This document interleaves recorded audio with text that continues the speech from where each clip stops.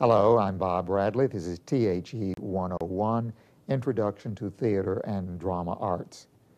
The guest today on the program is Sherri Kramer, playwright. Sherri has had plays produced all across the country, has been adjudicator at various festivals, has been in residencies, and has taught playwriting. So she has a lot of experiences to bring to share with us and talk with us today. Welcome. Thank you. Glad to be here. Thank you. All right. Well, let's just start at the beginning. What decided you to be a playwright? I was in college at the time. I had wanted to be a poet before then. And I was at Wesleyan in Middletown, Connecticut for the year and taking classes from Richard Wilbur. And he gave me a B in poetry. And that was the end of my life. You should say Richard Wilbur, poet, and also translator, especially of plays of Moliere. Yes. So you were taking a writing class from him. And he gave me a B in poetry, which was the end of the world. So then I knew I would have to look elsewhere. So I saw two productions of The Tooth of Crime by Sam Shepard in the same year, one at Wesleyan and then one at Yale, Yale Rep. And that just sort of did it. Sam Shepard just sort of pushed me over the edge. Mm-hmm. And then I started writing plays at that point. And I also spent the summer after seeing the two Sam Shepard works very close together in England, seeing, you know, play after play. I saw the third performance of Equus when people were still being pulled out of the audience screaming and fainting. People forget what an extraordinary theatrical event that was. Yeah. People were blown away by that. And people still responded. I guess there hadn't been as many high-action television movies and things. Mm. People really, and of course in the theater you still respond. And that would have been 74. 74, okay. Good, very good though, yeah. It was the summer of 74. Okay. And so that was it. I saw it in New York in 75, so there we go, okay. So I was just hooked. And then just started writing plays. And what was your first play? My first play was a play called Orange, which was a one-act play starring I think it's two men who are women who happen to be women who happen to be men. You want to go through that one again real slow? I'm unclear on it myself, but, all right. But I played it with another one. We wore tuxedos. That was the important thing. Right. And it's a play about how hard it is. The climax of the play is that no matter what words you use, it doesn't make it any easier to peel an orange all in one strip. For some reason, that was all very important. But during the play, I then had to peel an orange all in one strip. And so you actually had to, and you were acting in this. Yes. Who was directing it? Where it was when I was still in college. So it was somewhere. I was at Wellesley in Massachusetts, and so we did treat the orange beforehand. Though we used a special thick-skinned orange. It's all about props. And I think we soaked it in water so that it would absorb a lot and wouldn't rip. Oh, all right. I was going to say, while all the time you were talking, you had this dexterity of peeling this orange. Mm-hmm. Yes, I didn't act much after that. But, that did you in, huh? Well, it was really the ultimate of acting experience. The thing about it was it was a young play. I was still, very much in love with, as young people are in love with Gertrude Stein. When you're in college, you discover the surface of words as opposed to just their meaning. So I was quite obsessed, and my work early on, as it often is with young writers, was very word-centric. And I've gone far beyond that now. All right. Well, where did you go? Where did you go from the first play to this? What's the second play, or somewhere in there? I was even more obsessed with the issues of language and gender and definitions. I think young writers tend to want to redefine the entire world. So it was called The Real Play, and it was like sort of Pirandello-esque. Mm-hmm. And it's a group of people coming to an audition. And the parts don't have any names on them. They're just A, B, C, and D. It was totally sophomore. And that was also produced at Wellesley the year after I graduated. But that was kind of a fun play, because what happens during the play is they read different parts. The actors all read different parts, and they all sort of work, and so it has to do with your expectation for things, not just the words, but gender and roles and this and that. What do you regard, I guess, as your first mature play, or? I haven't written that one. Oh, I see. Oh, it's still to come. My first real play, which I call the first play I wrote after graduate school, was a play called About Spontaneous Combustion. And that's a play about a woman who is so in love with her boyfriend that she's afraid that if they have sex, they'll spontaneously combust, which is a common fear. Rarely happens, as it turns out, but she's very frightened of it, and so she tries to get him basically, at the end of Act 1, she agrees to get out of the bathtub, to marry him, or at least to touch him, and as they kiss for the first time, her aunt comes in the room and dies of a heart attack from seeing them embracing. So now she has proof that sex is dangerous, and this was in 1981, 1979. Okay. Actually, 1979. And so the whole second act, she's in the bathtub. And she tries to convince him to get into the bathtub with her so they can live a safe life. But of course, there is no safe, and they decide to leave the bathtub and live a dangerous life in the outside world. They're all very young plays. All right. But charming. Oh, okay. Very charming. All right. So when do we leave the young stage in playwriting? It depends. I mean, when you look back at your trajectory as an artist and you see the themes that obsess you, I mean, it's sex, it's death, and overall it's the uses of another person.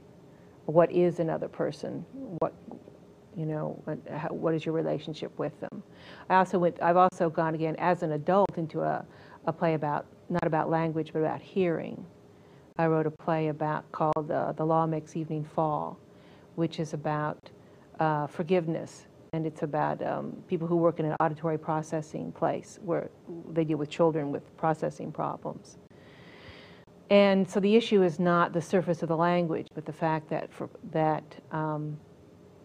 we make up 2/3 of everything we hear. An impossible concept to really understand. But basically, we only process 1/3, and our brain, our systems do all the rest. So you're only hearing 1/3 of everything I'm saying. Yes. That kind of thing.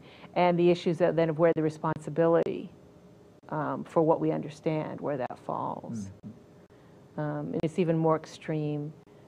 English is such a language that relies more on the listener than almost any other language. Well, that's not true, but all the case, I don't know about Chinese and Japanese, but certainly all the Romance languages have case endings, have laws that rule how you construct a sentence.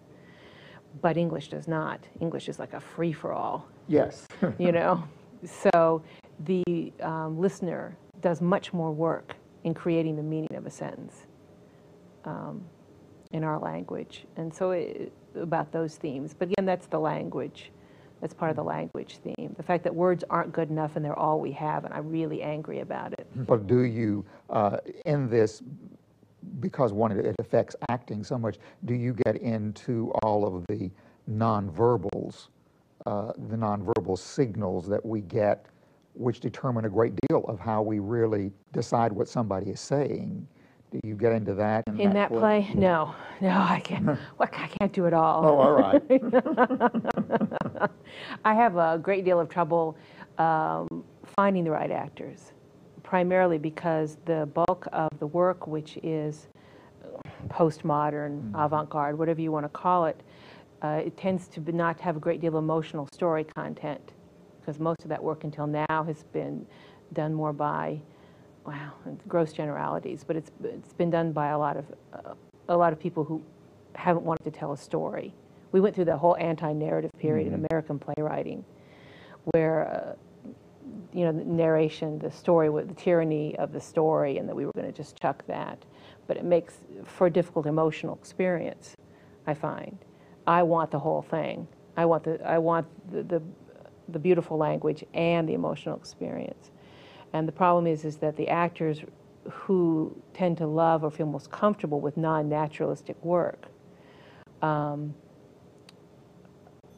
tend not to do both, the non-naturalistic and the emotional.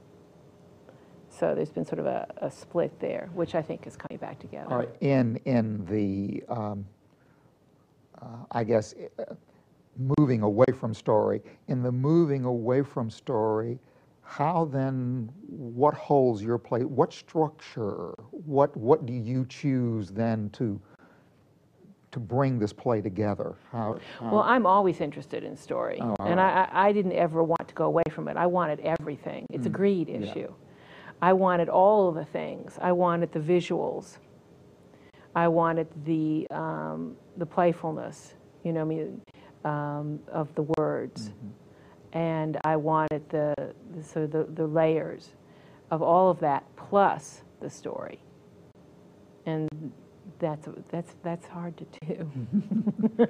All right, then how do you do it? Not as well as I hope. Oh, okay. So what do you do then to try to make this work for you? Oh, what I tend to do is I tend to fracture it's a natural impulse to fracture timelines. You know, a lot of people talk about the issue of nonlinear theater, and I don't believe that there is such a thing as nonlinear theater, because there's only the theater, the audience receives the experience in the order in which they receive it. You know, it's not anything so outrageously new or different, just to sort of break up the chronology and shuffle the deck a little. But you do tend to be telling your audience how to view the work differently when you do that. And that gives you different places to insert, different kinds of pockets sort of, I think, arise in the material or in the experience of the audience. Do you do more, maybe lack of a better word, a montage kind of structure, and then let the audience put it together, or? No, I tend to do sort of dueling timelines. I'll tend to take a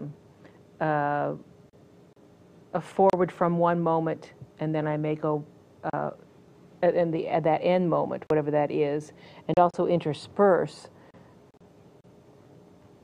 what happened at the end of that moment through the play as well, if that's possible, so that if you have a trajectory, a series of events that goes from A to D, then I'll also put E through Z sprinkled throughout that A to D. Is that? Yeah, no, yeah. Right. I'll sometimes will do that, so that the relationship of the events and their results. So how does the audience put this together? Depending on the production. Oh, I see. All right. Sometimes they have a wonderful experience. Sometimes they get ahead. You know, I do work which is extremely director dependent. I mean, I believe, my opinion, that we have fabulous playwrights working in this country right now. There's nothing wrong with our playwrights, but that for some reason we have not come the way we should have with our directors, or there aren't enough directors working who should be working. Right. And so it makes for a problem for a lot of writers. This is the comment that I think one hears frequently, and I know John Jory, who of course was the artistic director at Actors Theatre Louisville and the person who ran the Humana Festival of New Plays, had quite an article in American Theater, somewhere around 99 or 2000, in which this is what he laid out, is where are the new directors, who's training the directors, and that American theater education was being quite abysmal about it, and that in seeking new directors to come to work at Actors Theatre Louisville and to work in the Humana Festival, that they were having enormous difficulties finding students coming out of theater education theater backgrounds who really were able to conceive as directors. Yes. Well, the problem at the moment is that we get them either they're highly conceptual and they don't know how to work with an actor to save their soul, you know, or they're highly conceptual and they forget that the audience is who the production is for, you know, or they can work with actors but they're incapable of letting go of the process. Mm-hmm. I mean, there are all these pitfalls for them to fall into, and also then the tension between working with new work versus now the trend, which is, well, it has been a trend for a long, unfortunate time, which is just isn't it a lot easier and more fun to take Shakespeare and put him on the moon, you know, than it is to find your way. You know, it's pastiche, yes, basically. Right. It's a form of pastiche. Than it is to create a new vision. To comment on an old vision is so much easier, you know. So a lot of their most vital energies are being spent, I think, in that way. And I'm not looking necessarily for names or anything, but of those productions that you feel have been successful, your plays, what has happened in the process that you think made them successful, or were you a part of the process? Maybe that's the first word. How often are you a part of the process of working on your plays? Always for the first production, and generally that's part of the contract and part of the deal. I mean, the theaters wouldn't be interested in doing it without you. If to be interested in doing a new work, you're interested in developing it with the playwright. Mm-hmm. And that sometimes works well, and sometimes works really hideously. Sometimes your director sees a whole different play, and that becomes more obvious every single day. Then you have the choice to rewrite it so that it matches their vision, or to fight them, or to walk. Most playwrights don't understand that they really can say no, that you really can walk away, and it's probably better for you and the theater and everybody if you do. And by walking away, by that you mean you just leave the production? No, you pull the production. Oh, you pull the production. Oh, okay, all right, that's what I was, okay. I've never pulled a production, although I should have. Well, actually, I did pull a production in LA, but it wasn't of a new play. But I said they could go. I said they could go ahead and run, but not open to the press, which they of course did anyway. Mm-hmm. To horrible reviews. But yeah, you have. There's no point in when a play goes bad, it goes bad, and there's no point in torturing yourself and everyone else with it. Sometimes the visions don't mesh. Sometimes they really do see a different play than the one that is there. And the play begins to disintegrate as it tries to stand up under the weight of the wrong choices, the wrong cast, the wrong designers, the wrong trajectory. So it's best just to pull it, but very few people do. People who do then get reputations for being prima donnas, so. Or have that reputation because I wasn't brave enough to pull my show. But you've said you think the visions don't match. At some point, have you and the director communicated? And I guess what I'm finding it is, where does that vision go awry? Where? Is it something preconceived before you ever were there? Or? It's whatever. I mean, the really wonderful thing I think about work made in our current time is that it's open to. There's no primary point of view. You know, it makes the work much more open to interpretation and misinterpretation. I mean, you pay for everything in this life, so generally, particularly if you're doing work which is somewhat political about the issue. Say, I have one play in particular that's actually a very political play about women and men. It's called What a Man Weighs. And it appears to be a play about men, but it's really a play about women. There's only one man in it, actually. And it's about the way in which women insist on seeing themselves through men, or they need a man to see themselves. And so because of its sort of, not, you know, this is a political play, but it's ultimately basic nature as a political work. It then became highly susceptible to a misinterpretation by my director, who believed that it was a play by Wendy Wasserstein, whose work is primarily about very weak women who need men desperately to fulfill themselves, which wasn't what my play was really, was a woman struggling not, or trying that on for size. It was kind of an interesting play. So that kind of misunderstanding could only accumulate throughout.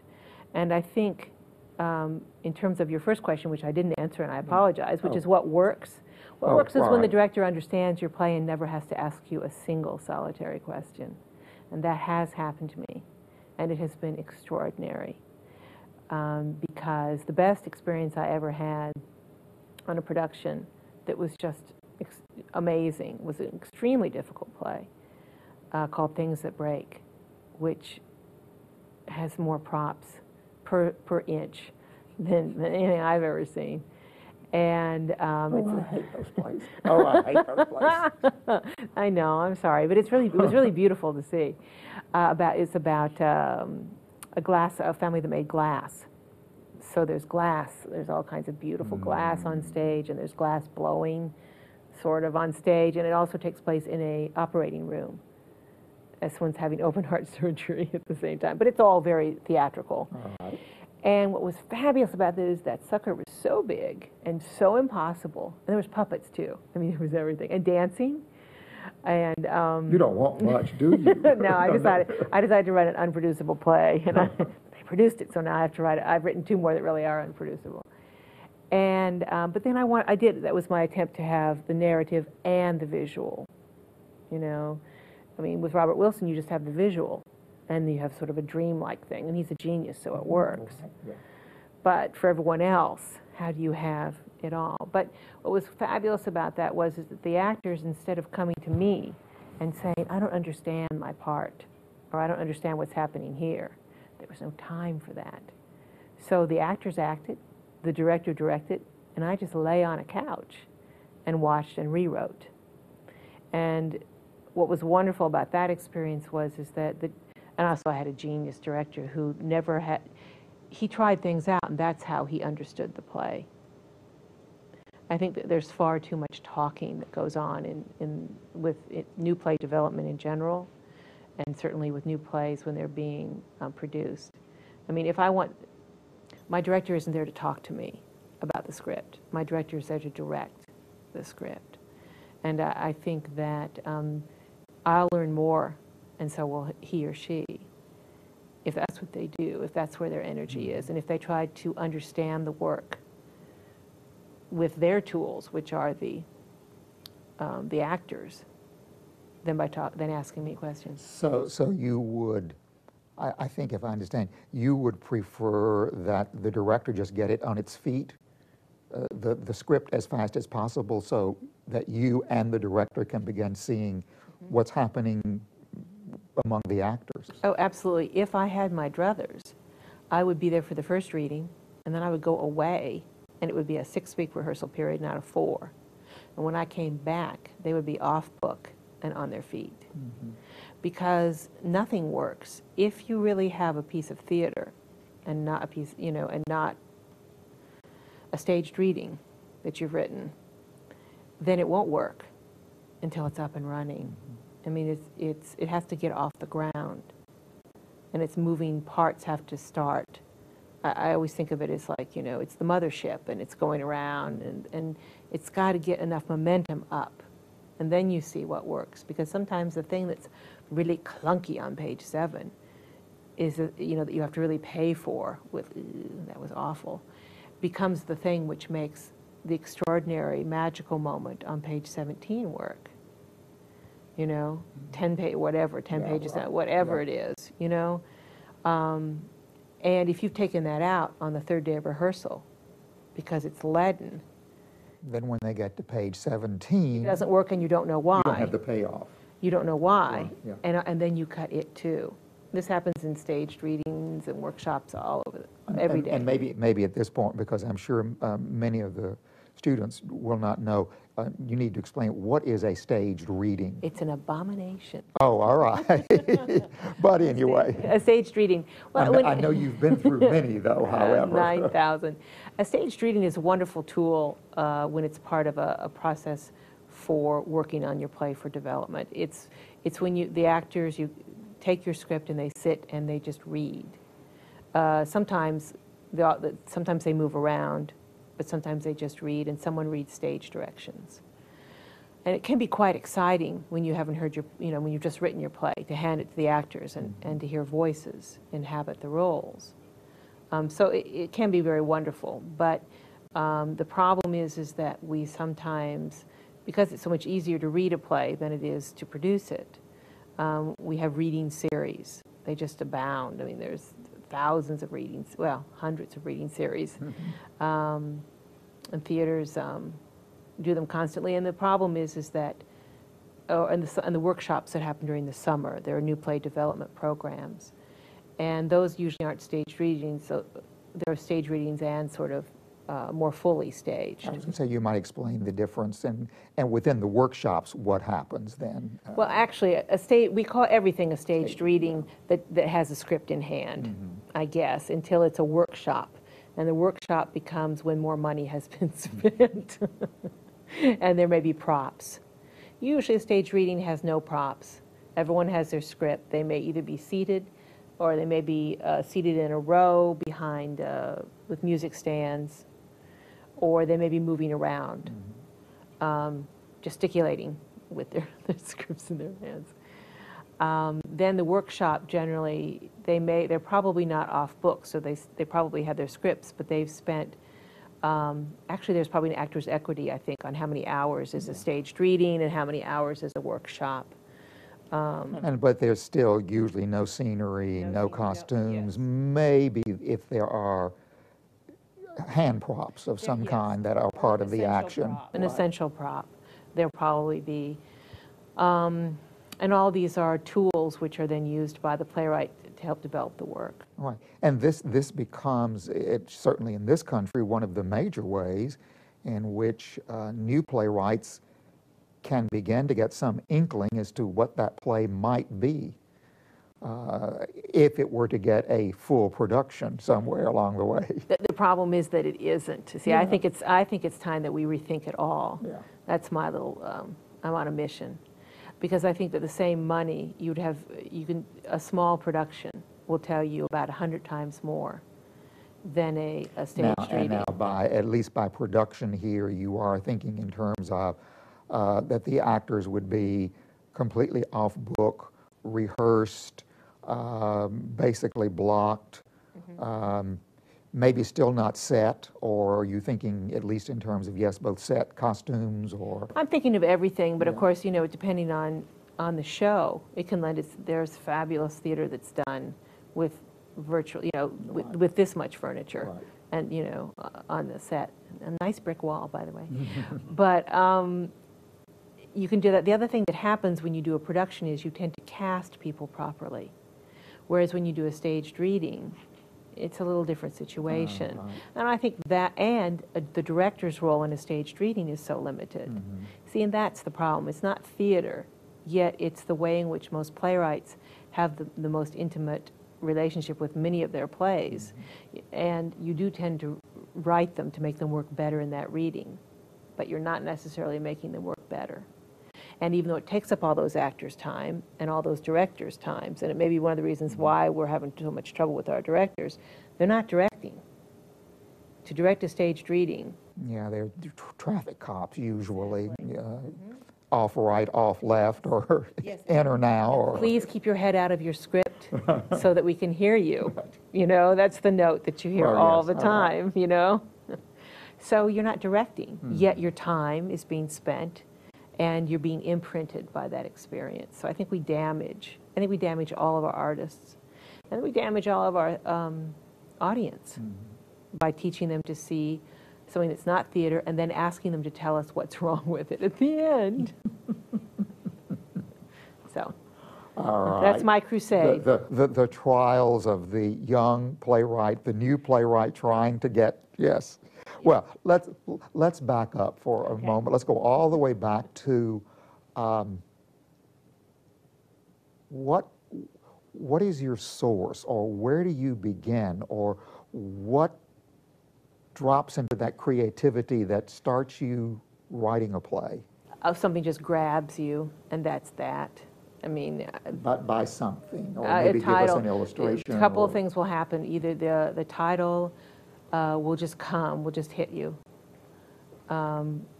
or it will just seem that's what, and then the title will suggest this infinite world, and then you have to sort of pin it down. With all of my plays, the titles always come first. Oh, that's interesting, because for many people, it's the most troublesome, and usually the last. Mine always comes first. The play that I just finished is called Ivanhoe, Missouri, and it's an adaptation of Ivanhoe. But I didn't go out looking to adapt Ivanhoe. Now, this is Ivanhoe, the novel by Sir Walter Scott. All right, which is a medieval whatever. Well, we think that it is a medieval swashbuckling. We think it's jousting, because that's the way we see it. That's the way we view it. But in reality, it was written by Scott to try to deal with the anti-Semitic sort of feelings of the time. And in literature, the character Rachel. Rebecca, yes. Rebecca. Same family though. Right. Yes. Yes. And Isaac the Jew. And so it was a very political novel. Mm-hmm. And the hero of the piece, Ivanhoe, who's the big, knight on the horse, is flat on his back, incapable of moving, for 7/8 of the novel. Even though when you go to the movie and see it, he's on his horse the whole time. But that's not the case. He and all the powers that are supposedly noble are completely incapacitated, and all of the disenfranchised, the serfs, the Jews, the poor people, and Robin Hood and his merry men, all of the people who are the lower classes have to be noble. It's a very political novel, but I didn't set out to write that, to write an adaptation. All right, so what did you do then? I set out to write a play about anti-Semitism, and I had my title, but my title was too good, so I couldn't write a play about it. It was called The Jewish Dick, and it was going to be about a Jewish detective. But it was too good a title for me. I couldn't write a play that would be adequate to that title, so I had to jettison it. Although I did try for... Maybe you'll come back to it. Maybe I'll come back to it. But I went out looking for a way to write a play about anti-Semitism. And then when I read Ivanhoe, I was in Scotland at an artist colony there. Harthornden, it's called. It's a castle. It's really kind of cool. And it's a medieval castle. Mm-hmm. It has a picked graveyard underneath it. You go down and look at the catacombs under it and stuff.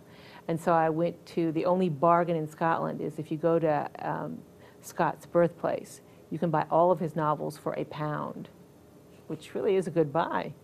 Well, yes, because it's a considerable output. Yes, it is. So I read Ivanhoe and I said, there it is. It was perfect. So it's a play about militia. Okay, now how did your mind go? What clicked? What you said? There it is. What made it? There it is. The front cover. I looked at the front cover. I'd read the Classics Illustrated as a child. Okay, mm-hmm. Which was just the high points, of mm-hmm. course, and had always been obsessed with the story because of Rebecca, the beautiful Jewess. Right. Because I thought, that's a role model at last. So the cover of always shows it either shows Ivanhoe, and then when you see a picture of the Knights Templar, which were a religious militia, and if you go on the Aryan Nation's website, they are also wearing outfits which are identical to the Knights Templar. They have a cross on them. Mm. They're riding horses which are all hooded. Well, the Ku Klux Klan is a descendant of the Knights Templar. And I just realized that the hate groups in this country are the direct descendants of the Knights Templar, and that it's exactly the same story, and that the hate groups in this country are their descendants. So it just all started to click right there. And so I put the play in 1966 in an imaginary town called Ivanhoe, Missouri. And instead of jousting, it's stock car racing, which is jousting. Yeah. I mean, there's really no other way to look at it. And do we have stock car racing on stage, or is it all off stage? Oh, in a fashion. In a fashion. We go to the grandstand, but we see the grandstand and the dust from the race. Mm-hmm. And I'm cheating. It'll be a much better movie. So how then, from there, where did you go in your development of it? I spent way too much time trying to make it an exact adaptation. Eventually you have to jettison a lot of that, but it's a pretty close adaptation. Ivanhoe in the novel returns from the Crusades, disguised. Right. And in my novel he returns from the Vietnam War. It was all just too perfect. Mm-hmm. It was kind of scary. And for the villain of the piece, I used Gerald L.K. Smith, the hate monger who, from Eureka Springs, who was known as the American Hitler, and who did actually conspire with, a lot of his money came from Arab groups at that time, who were giving him money to try to stir up anti-Semitic hatred in America so that we would stop giving money to Israel. So the link between Aryan nation groups in this country and hate groups and Arab money actually is 30 years ago. They were being seeded by people in, actually his was, I think, an Egyptian. But it's quite fascinating to see the way hate moves through the waters. So I was just completely obsessed with it all. It was a lot of fun. And has it been produced yet? I just finished it. Oh, you just finished? I just finished Okay. it. And unfortunately, it's really big. It's really big. It can't be done with less than 18 people. Mm-hmm. And it does have stock car racing and quite a bit. It also has a passion play in it. Oh, well, we're in Eureka Springs, right. Mm-hmm. Yeah, and most people now don't even know that this man who started that was such an incredible monster. It's really interesting the way the history just erases itself in that regard. But I don't call him, in my play, Gerald L.K. Smith. Right. Oh. I call him something else. I call him Jones. Oh, oh, all right. But I've been writing, and the play before that, I was also a political piece about David Hume. All these are topics which the American population is dying to see. Who wouldn't want to see a play about a Scottish philosopher? All right. And did that come out of your visit to Scotland? The No, David, was that before? It predated. I can't think how that. Oh, no, I was on a cruise ship and I read an article about how his death drove Boswell mad. That James Boswell, the biographer of Sam Johnson, originally intended to write the story of David Hume, not of Johnson, and that he was sort of a man torn between these two great men. But we remember Johnson because Johnson was, his biography was done by Boswell. Also, he was fabulous for a soundbite. But Johnson was actually a monster, although he was greatly compassionate. But he did not believe in progress. He thought progress was decay. And David Hume was a great humanitarian who was actually Thomas Jefferson's a lot of which Thomas Jefferson wrote into into the Declaration of Independence, and these things came from Hume. But we're not here for a history lesson, and I apologize. Right. These are my obsessions, so I write them into plays. And that play has been workshopped at a variety of places. And we hope to do it at the Theater of the First Amendment in Washington, D.C. So what at this point, I suppose I would say in terms of productions, what has been the most successful play that you've had? The play that's done the most often is something called David's Red-Haired Death, and that's done constantly for a couple of reasons. One, it really only has two characters. It has two women in it, young women. They get to dye their hair red, and they get to kiss. So it has everything that women want. And although it has two men who don't say anything also, but they're just sort of the I call them the stage technicians. And it's about death. That play is done pretty much constantly in a lot of places.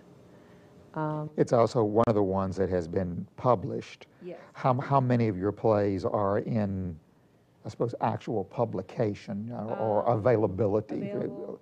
Well, I have a collection of 3 of my plays put out by Broadway Play Publishing.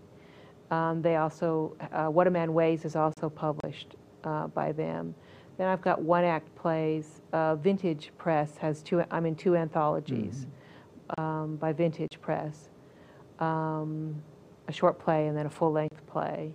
And then I have a couple of other 1-acts that are published as well. So I guess there are about 6 or 7 plays that are published and available online. Oh, all right. What,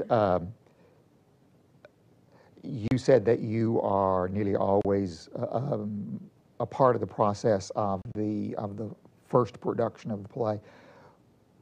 How many other times have you seen productions of the plays of yours? Once you get past that initial production. Well, it's about 50% of the time, it's the biggest mistake you could ever make is to get on that plane. They call you up and they ask you to come, and they want you to see the show, and they'll come, and it's great. A friend of mine calls it being queen for a day. And it's usually heavenly because, on the one hand, because there are these people that are doing your work. I mean, it's an incredible gift.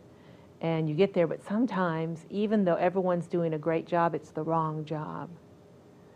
And your play is, the play is just like a stab in your heart, and you just feel as though you've just been beat up by it. I've seen quite a few productions of David's Red-Haired Death. I've seen quite a few productions of The Wall of Water. I've seen several productions of What a Man Weighs. It just depends when people call you up, whether they have the money to bring you in. Universities often do, because then they have money to bring in guests, and then you teach a class and meet with the students, and I really enjoy that as well. So those 3 plays I've seen fairly often. Probably Wall of Water the most, I would say. And what is Wall of Water? The Wall of Water is a farce for 4 women and 4 men, and that's why it gets done in universities so often, because it has 4 leading roles for women, which is rare to find, as I know you know. Yes, you're right. Yes, yes. And then the 4 male. We are always looking for those. And then there's 4 pretty good roles for the men. They don't come on until Act 2, but they're a lot of fun. And it is funny, at least the first reading's always funny. And then, like all farce, it gets worse and worse and worse. And then sometimes it comes up for the production and sometimes it doesn't. It just depends on a lot of things. It's very hard. The problem is that it's hard but I've seen some. You say farce, is it French bedroom farce type or? No, not really. Oh, all right. It has mistaken identity. It has. How many doors? Well, the problem is the set is really a problem because it has, the way that it works is you have to line them up like this. And so the doors, and some of the rooms have 3 doors and some have 2, and then there's a door off stage. It's a bit of a problem. The set is always a challenge. But, so I've seen people do it without doors too. Why? I don't know. Sometimes they get into spaces where the sight lines. You have to have doors in farce. I know, you absolutely have to have doors, but they always think, well, the audience will just imagine, will just suggest the doors. But you know what? The audience wants doors. Yes. You want the door open and closed, and you want the sound. And also, the audience hasn't seen the play before. They need the doors. You, the director and designer, have read the play 9 times. But they need the doors. So I've seen that quite a few times. And where did that play come from? That play came up from a situation I was living in. That actually came from, the premise is that 4 women are roommates in New York City in the most fabulous apartment in the world, which I did live in on the Upper West Side. It was unbelievable. It was huge. It was about the size of this building. I mean, it was outrageous, and the rent was nothing for the whole thing. And we had a guest room with its own bathroom, and we had, I mean, you get lost in it. It was so big. but the lease was in the name, the woman who had the lease was insane. And it was really sad. I mean, sometimes she would go off her medication, and then it would be horrible. And it would be, so it's a play about madness. It's a farce about madness. All right. But the person who gets punished is not her. She gets off very well. She becomes sane in Act 2. She's healed, not by drugs or by doctors or by anything, but just by human kindness. And then the other character who hates her for being crazy, even though she knows she shouldn't. Now, is she one of the four who live there? Okay. Yeah, Right. she is mistaken for the crazy woman, and is made insane by the drugs and so it's that kind of thing. There's a switch. You teach playwriting. How do you begin teaching students to write plays? Where do you begin? Well, I don't actually teach them to write plays. Oh, I all teach them to rewrite. All right. I was taught by, when I was at Iowa, my teacher there was Oscar Brownstein, who has written a brilliant book. I don't know if you've ever come across it, The Strategies of the Drama. Every director, every dramaturg, some actors should also read it. And it is a way of looking at plays from placing yourself in the audience. It's very audience-centric, and it has to do with the perception shift. So I pretty much stay away from, I don't teach undergraduates. I very rarely teach them. What I'm interested in are people who are writers, who have a play, they've written it, and it hasn't quite become itself. And so what I do is I try to help them find a place to stand so that they can make the play more of what it wants to be. Because most writers will tell you that the play is a slightly animate object. It has a will and a life of its own. At a certain point, you're not totally in control of it, or maybe you don't feel like you're in control of it. So that's what I basically do. There are teachers who do specialize in helping people begin writing, creating creative space for them to begin writing, and those kinds of things. I guess I've just never understood that. Although it's fun sometimes to take those workshops, to get kind of goosed by them. But I just don't, to me, the impulse to write a play comes from every single cell in your body, and is the result of the reactions or the interaction that you're having with the world. So I can't see sort of tapping it off in a class, but everyone has different ways in which they come to their work. What do you do if you find students who just seemingly really can't write a play? Well, hopefully you don't find them on the graduate level, because at that point, they're making decisions that are going to affect their whole life.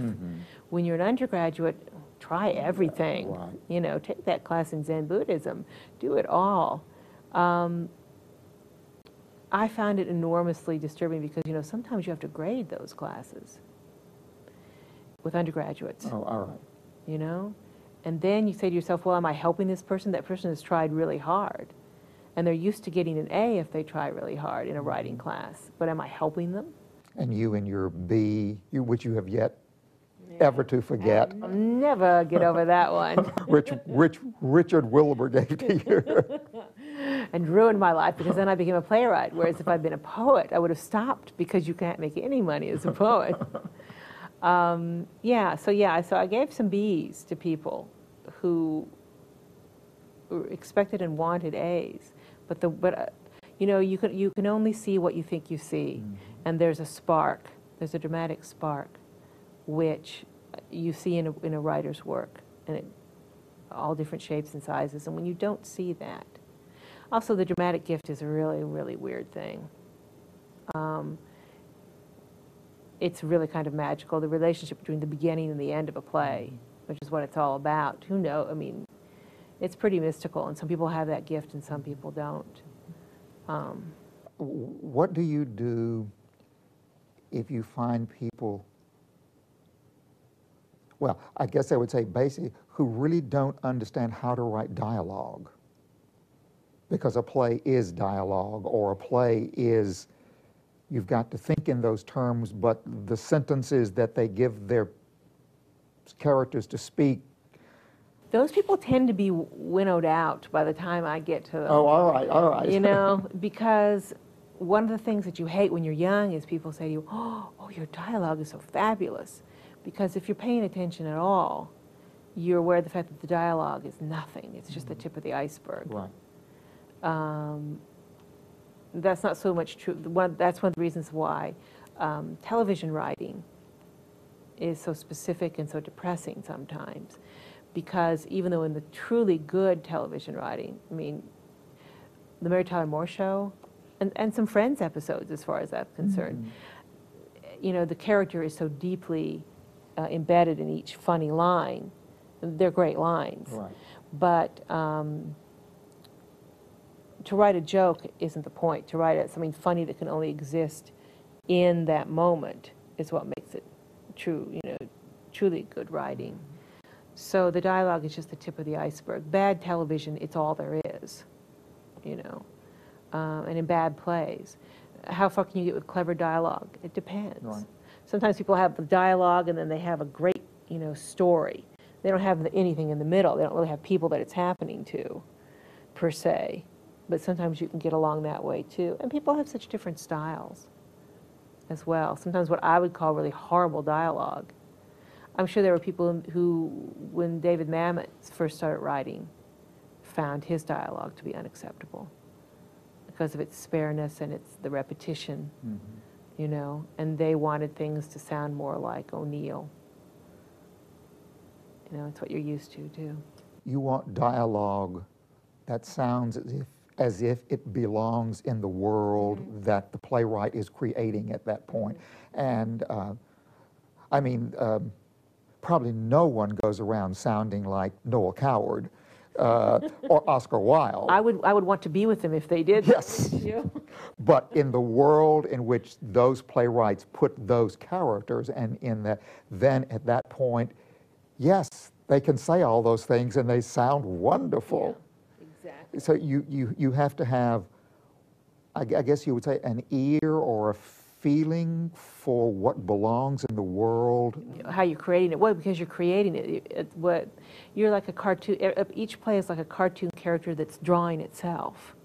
You know, then you have this created thing that's all of a piece, and it's also a tone issue as well. Even though people tend not to talk about tone in the theater the way they do in fiction. It's enormously important. One of the things that you find that people don't quite understand often is they talk about Sam Shepard and how his language, you know, and how different that is. I don't think Sam Shepard, you know, writes any differently than O'Neill does, you know, in terms of he writes like O'Neill and Shepard writes like Shepard, and the language is just as specific and just as different from common speech. Also because it's about what they're talking about as much as it is the actual words. Well, thank you, Sherri, very much. It has been most enjoyable, and you have certainly given the students here a great deal to think about, and to next time they watch television, decide decide how appropriate that dialogue is and whether it belongs in that particular world. So very much enjoyed having you. Thank you. Thank you very much.